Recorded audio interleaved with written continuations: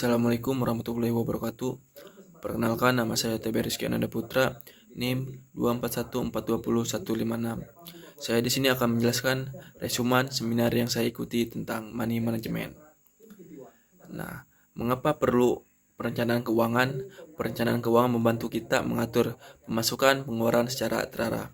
Yang kedua, mempersiapkan kebutuhan masa depan seperti pendidikan, rumah, dan pensiun. Yang ketiga ada menghindari hutang konsumtif yang bisa menjerat.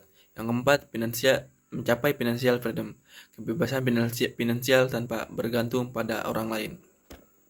Nah, hal ini juga sesuai dengan ajaran untuk hidup hemat, tidak boros, dan selalu bersyukur atas rezeki yang diberikan oleh Allah Subhanahu wa taala. Selanjutnya, inflasi dan nilai uang. Teman-teman tahu gak kenapa uang kita semakin lama terasa semakin gak cukup? Itu karena inflasi, yaitu kenaikan harga barang dan jasa secara umum. Inflasi membuat nilai uang menurun dari waktu ke waktu. Misalnya, kita memiliki uang 100.000 pada tahun 2010. Nah, uang 100.000 pada 2010 itu bisa beli banyak hal, seperti minyak, beras, susu.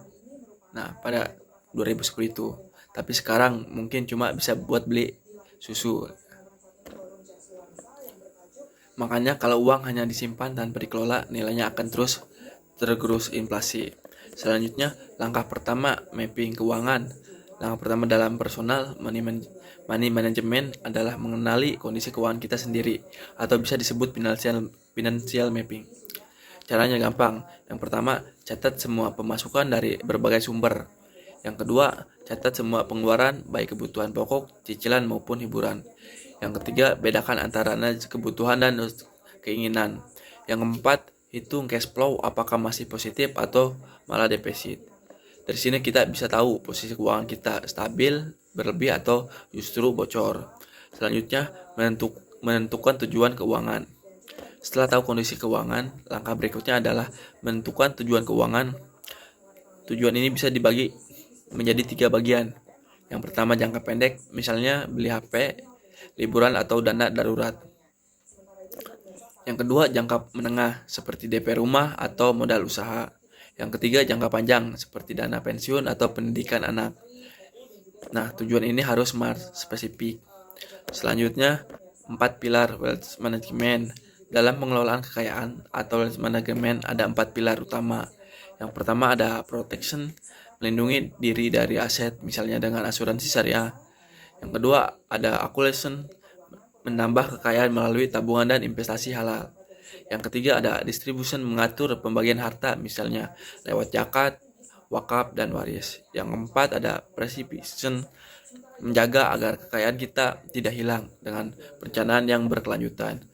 Nah, semua ini harus dilakukan sesuai prinsip syariah, yaitu bebas dari riba, goror, dan maisir. Selanjutnya level-level financial freedom, kebebasan finansial punya beberapa level. Yang pertama, survival, masih hidup dari gaji ke gaji. Yang kedua, stability, sudah bisa bayar kebutuhan dari dasar dan punya dana darurat. Yang ketiga ada security, punya tabungan dan asuransi, mulai investasi. Yang keempat ada independent, penghasilan pasif cukup untuk menutup kebutuhan hidup. Yang kelima ada freedom, bisa hidup dengan gaya yang diinginkan tanpa khawatir uang.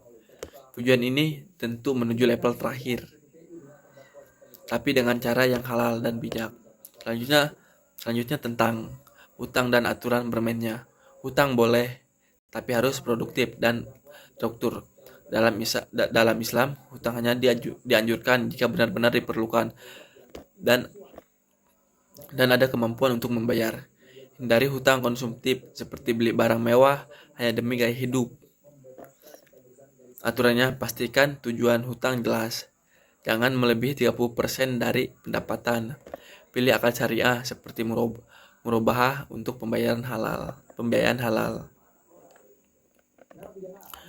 Selanjutnya, dana darurat. Nah, dana darurat ini adalah penyelamat keuangan. Idealnya kita punya simpanan 3 kali pengeluaran bulanan, untuk lajang 6 kali untuk keluarga disimpan di tempat yang liquid seperti tabungan atau deposito syariah. Selanjutnya ada asuransi syariah.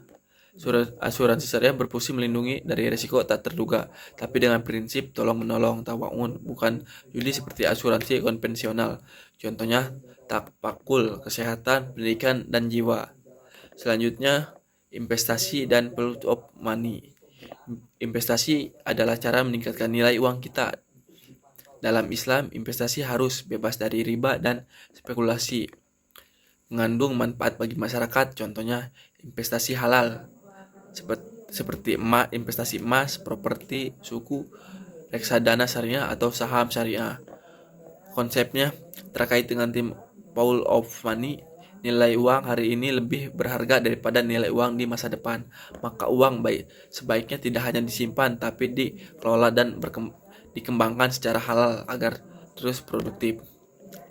Jadi personal money management bukan cuma soal menghitung uang, tapi soal bagaimana kita mengatur, melindungi, dan mengembangkan rezeki dengan bijak dan sesuai syariah. Mulai dari sekarang yuk atur keuangan kita agar hidup lebih tenang, berkecukupan, dan penuh keberkahan.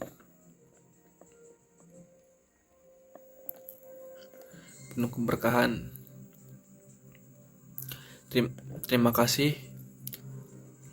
Mungkin cukup ini yang bisa saya sampaikan. Mohon maaf bila ada salah kata. Wassalamualaikum warahmatullahi wabarakatuh.